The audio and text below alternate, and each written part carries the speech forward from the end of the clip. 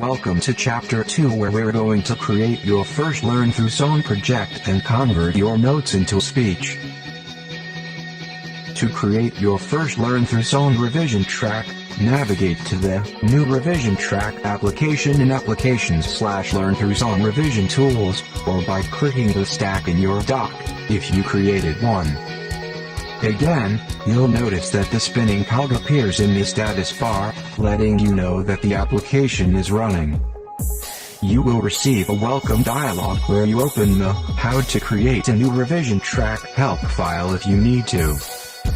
When you're ready to proceed, switch back to the New Revision Track app if it's not visible, by holding the Apple and Tab keys until it is selected, then Release. You will be presented with two choices: creating new subject and project folders, or new project and existing subject folder. The idea behind this is simple and is focused on keeping your revision organized. By default, all of your projects will be created within your My LearnThruSong Revision Projects folder that resides in your Documents folder. Your revision tracks and projects should be created in a two-tier folder hierarchy of subjects and tracks. Therefore, your My LearnThruSong Revision Projects folder should contain subject folders, and within each subject you should have revision tracks or projects that relate to your subjects. Since this is my first revision track, I'm going to select New Subject and Project Folders and click OK to begin. This will allow me to create a new subject and project in one go. Next, you will be asked which subject you wish to create a revision track for.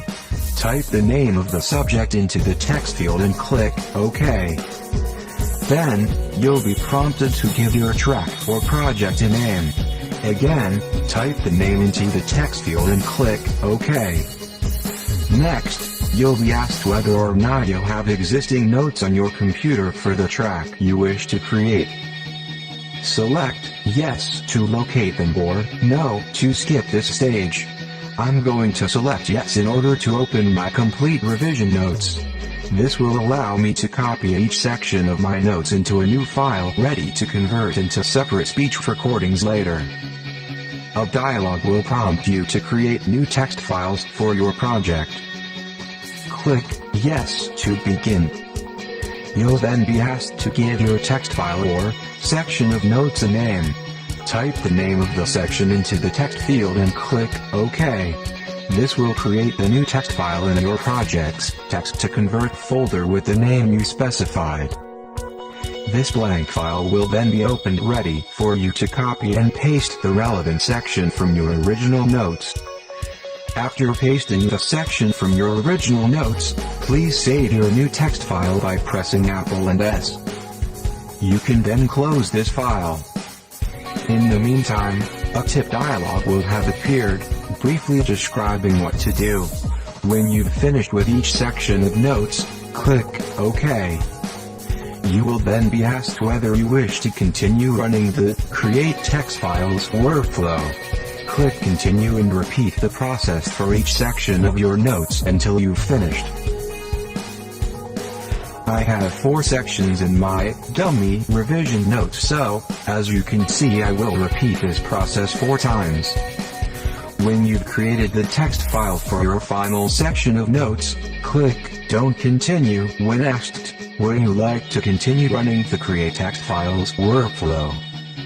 You will then receive a dialog message, confirming that the setup of your project is complete. You're now ready to convert your text files into speech, which I'll demonstrate in the next section.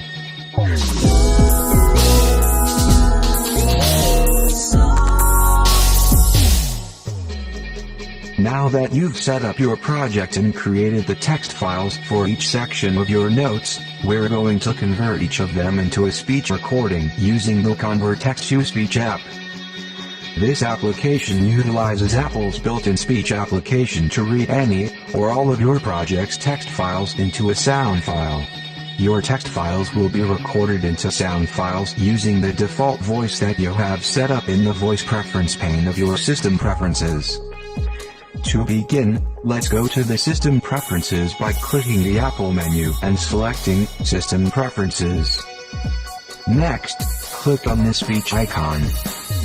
If not already selected, click on the Text-to-Speech button.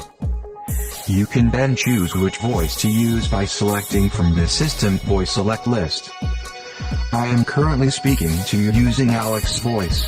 My voice is by far the most superior voice built into Mac OS X, however, so as to make differentiating between this tutorial and the revision track that I am creating, I will use Agnes. To preview the voice that you've selected, click play. Nice to have a computer that will talk. When you're happy with the voice that you've chosen, close the Preferences window. I'm now opening the project folder that I created in the last section, to demonstrate what's going to happen when converting text-to-speech using the LearnThruSong app. In the audio folder, you can see that there are currently only 3 files, 2 credits files and the time-lapse track. We'll cover these later. In the text-to-convert folder are all of the text files that I created when I set up my first revision track project. Now, navigate to the LearnThruSong Convert Text-to-Speech application and run it. You will be prompted to select which project you wish to convert, automatically set to the root of your LearnThruSong revision projects. Double-click the subject folder containing your project, then, select the project folder whose text files you wish to convert. Next, click Choose. You will then be presented with a list of all text files in your chosen project's text-to-convert folder. By default, all of them will be selected. Use the Select None button to deselect them all, clicking the checkbox for individual files you wish to convert, or select all to reselect all of them. When you've selected which files to convert, click OK. If you navigate back to your project's audio folder, you can now see that there is a new audio file for every text file that you converted. For convenience, each of them is named the same as their text equivalent. To check that they converted correctly, press the spacebar on each of them to preview in Finder or double-click to open in their default application. This is section 1 of my revision notes for topic 1 of subject X. That's it. Now, in the next section, we can get down to the business of syncing your speech to music in GarageBand.